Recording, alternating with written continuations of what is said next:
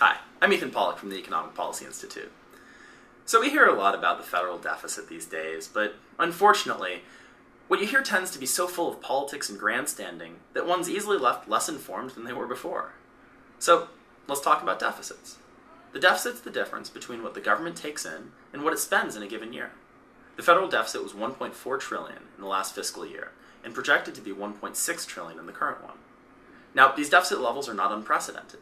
They're about 10% and 11% of the economy, but in the early 1940s, deficits were actually much higher, at one point reaching nearly a third of the economy.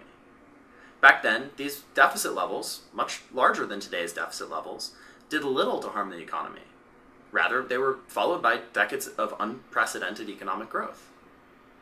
So the current deficits are overwhelmingly the result of two factors. One, the economy is in the deepest recession since the Great Depression. This had the effect of shrinking revenues. During a recession, less people work, businesses make less profits.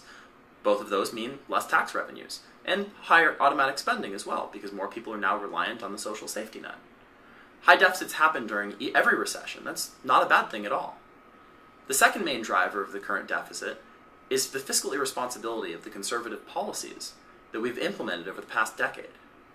Tax cuts for the wealthy, a prescription drug benefit that wasn't paid for, and 2 wars.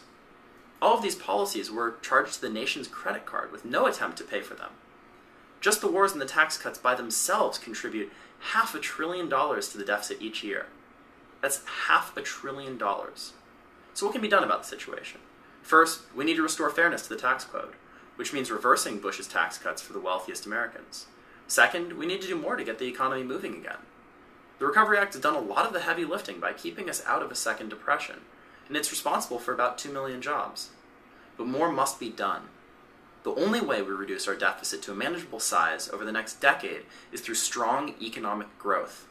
That means a large jobs package of more infrastructure investments, tax incentives for hiring, fiscal relief to state and local governments, a strong social safety net, and public service jobs. Without a strong recovery, high deficits will be with us for a long time. If we really do want to reduce the deficit, we first need to go about creating jobs.